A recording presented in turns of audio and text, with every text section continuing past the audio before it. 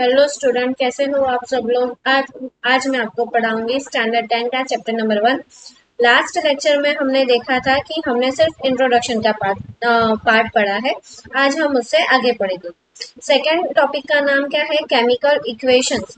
अब कोई भी इक्वेशन हम कैसे बनाएंगे, उसे कैसे रिप्रेजेंट करेंगे, उसके बारे में हमें पढ़ना है। Activity 1.1 can be the describe us when the magnesium ribbon is burn in the oxygen. Activity 1.1 में हमने क्या पढ़ा था कि जैसे ही हम मैग्नीशियम रिबन को यहाँ पर जलाते हैं तो क्या उसमें से यहाँ पर क्या हमें मिलेगा, तो यहाँ पर ऑक्सीजन एंड गेट, ऑक्सीजन के साथ वो रिएक्ट करेगा और वो कन्वर्ट हो जाएगा मैग्नीशियम ऑक्साइड में। This description of the chemical reaction in the sentence form quite long, but ये जो डिस्क्रिप्शन है उसे हम हर बार ऐसे सेंटेंस फॉर्म में रिप्रेजेंट करेंगे तो वो थोड़ा सा क्या हो जाएगा, हमारे लिए लिखना लंबा हो जाएगा।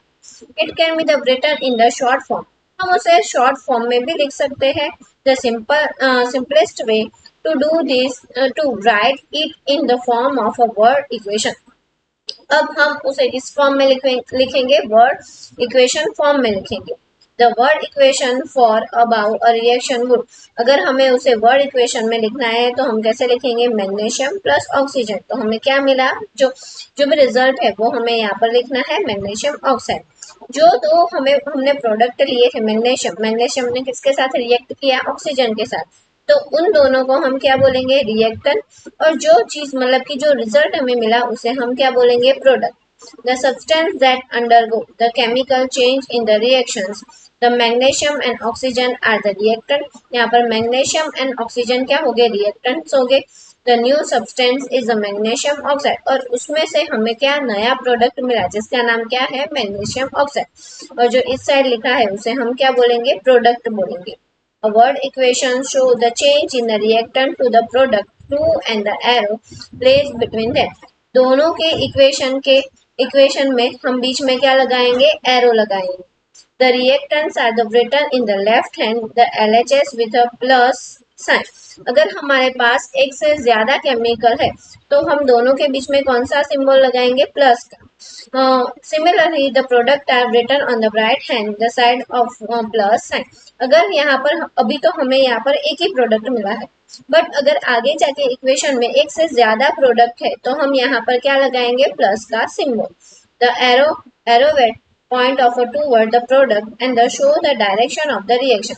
अब दोनों के बीच में, रिएक्टेंट और प्रोडक्ट के बीच में कौन सा सिंबल होगा? एरो का। सेकेंड पॉइंट है राइटिंग अ केमिकल इक्वेशन। अब हम यहाँ पर कोई भी केमिकल इक्वेशन को कैसे लिखेंगे उसके बारे में पढ़ना है। Is there any other shorter way of representing chemical equation? क्या कोई और वे है कि हम इस केमिकल इक्वेशन को और भी छोटी तरीके से लिख सकते हैं? तो हाँ, यस है। Chemical equation can be made a more of a concise and useful if we use the chemical formula instead to it. तो हमने स्टैंडर्ड 8 में पढ़ा था कि कोई भी अगर केमिकल है, जैसे कि क्लोरीन है तो उसे शॉर्ट फॉर्म में हम क्या लिखेंगे? Cl। ऑक्सीजन है तो O लिखेंगे, हाइड्रोजन है तो H लिखेंगे। तो वही मेथड हमें यहाँ पर यूज करनी है। Chemical formula instead words a chemical equation represent the chemical reaction. ऐसे ही हम उसे रिप्रेजेंट कर सकते हैं केमिकल रिएक्शन को।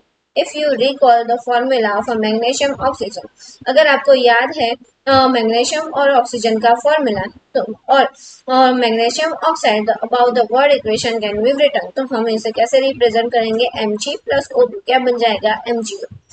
अब जो सेकंड है उसमें हमें ये पता लगाना है कि अगर आप कोई भी इक्वेशन लिख रहे हो तो वो बैलेंस है कि नहीं है।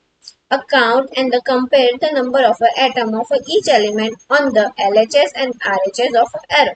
अब हमें सेकेंड स्टेप में क्या करना है कि हमें यहाँ पर गिन लेना है। क्या गिन लेना है? कि जो भी एटम्स है एलिमेंट्स के, वो कि दोनों तरफ LHS और RHS इक्वल है कि नहीं। Is the number of atom each of element are same on the both side. क्या यहाँ पर ये जो इक्वेशन लिखी है, क्या आपको यहाँ पर दिख रहा है कि दोनों साइड यहाँ पर जो भी मतलब कि एलिमेंट्स है उसके एटम सेम है? तो नहीं है यहाँ पर। इफ यस, अगर कोई इक्वेशन में है same, then the equation is balance, तो वो वाली इक्वेशन कैसी हो जाएगी? बैलेंस हो जाएगी। बट अभी यहाँ पर बैलेंस में नहीं है तो ये वाली इक्वेशन हमारी कैसी हो गई? अनबैलेंस इक्वेशन हो गई। If not then the equation is unbalance, अगर नहीं है तो वो इक्वेशन कैसी होगी, अनबैलेंस होगी। The mass is not same, क्यों, क्योंकि दोनों तरफ मास कैसे है, अनइक्वल नहीं है, इसी वजह से। Both side of equation, such a chemical equation of a skeleton chemical equation for a reaction, तो ऐसी इक्वेशन को हम क्या बोलेंगे, स्केलेटल केमिकल इक्वेशन बोलेंगे। Equation 1.2 is a skeletal chemical equation for the burning of a magnesium in air। अब ये जो पूरी इक्वेशन है वो कैसी इक्वेशन है, स्केलेटल केमिकल इक्वेशन है। सेकेंड पॉइंट है बैलेंस अ केमिकल इक्वेशन, अगर आप कोई भी इक्वेशन बना रहे हो तो आप उसे कैसे बैलेंस करोगे उस इक्वेशन को, अगर नहीं भी है तो आपको वो बैलेंस करनी है। Recall the law of a conservation of a mass that the study in the class, मतलब कि आपने इससे पहले वाले क्लास में क्या पढ़ा था, law of a conservation mass, the mass can be neither be a create और नॉट डिस्ट्रॉय, कोई भी अगर मास है तो ना ही वो क्रिएट होता है और ना ही वो डिस्ट्रॉय होता है। इन द केमिकल रिएक्शन, कोई भी chemical reaction that is the total mass of an element present in the product of a chemical reaction has to be the equal to the total mass of element present in the reaction, जो भी reactant है उसमें जितने भी मास है कोई भी element के, अब वो जब कन्वर्ट होती है प्रोडक्ट में तो वहां पर भी उतने ही मास उसके रहते हैं, ना ही वो कम होते हैं और ना ही वो ज्यादा होते हैं। In the other word, the number of atom each element remaining the same before and after the chemical reaction। हम यहाँ पर ऐसा बोल सकते हैं कि केमिकल रिएक्शन से पहले और केमिकल रिएक्शन के बाद दोनों एलिमेंट्स के नंबर कैसे रहने चाहिए, एटम्स के नंबर कैसे रहने चाहिए, सेम रहने चाहिए। Hence we need to balance a skeletal chemical equation। अगर नहीं भी है तो हमें यहाँ पर ये सीखना है कि अगर आपके पास skeletal chemical equation है तो उसे आप कैसे बैलेंस करोगे। Is the chemical equation 1.2 is balance, क्या आपने ये वाली जो 1.2 mg प्लस O2 वाली इक्वेशन देखी थी वो बैलेंस में थी, तो वो नहीं थी। Let us learn about the balancing a chemical equation step by step। अब हमें कोई भी केमिकल इक्वेशन है तो हम उसे स्टेप बाय स्टेप कैसे उस केमिकल इक्वेशन को बैलेंस में करेंगे वो पढ़ना है।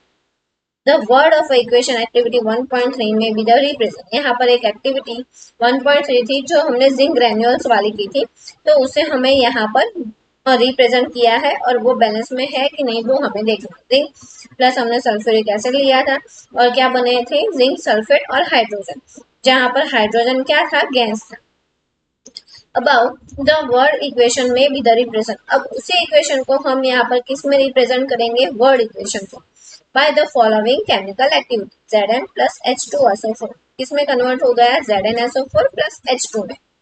Let us examine the number of atom different element on the both side। अब हमें यहाँ पर क्या देखना है कि ये जो है यहाँ पर और यहाँ पर LHS और RHS में दोनों साइड एटम सारे सेम है कि नहीं एलिमेंट्स के, जैसे कि देखो यहाँ पर Zn है तो Zn यहाँ पर कितने एटम्स है उसके 1 एटम। अब यहाँ पर भी देखो Zn के एटम कितने हैं, 1 है। H2 यहाँ पर 2 है और यहाँ पर भी कितने हैं, H2 के एटम्स 2 है। यहाँ पर SO4 भी SB 1 ही है तो यहाँ पर SB कितने हैं, 1 है। OB4 है तो OB4, मतलब कि ये जो पूरी इक्वेशन है Zn प्लस H2SO4 वो किस में है, बैलेंस में है। As the number of the atom each element is the same the both side of the arrow, मतलब कि ये वाली जो इक्वेशन है उसमें दोनों साइड नंबर ऑफ एटम कैसे है, सेम ही है। अब सेकेंड एग्जांपल है, let us try the balance of the following chemical equations. अब ये वाली जो पूरी इक्वेशन है ना वो हमें स्टेप बाय स्टेप पढ़नी होगी, तो वो मैं आपको सिखाऊंगी नेक्स्ट वीडियो में। अगर आपको मेरा वीडियो अच्छा लगा तो उसे लाइक जरूर करना और मेरे चैनल को सब्सक्राइब जरूर करना।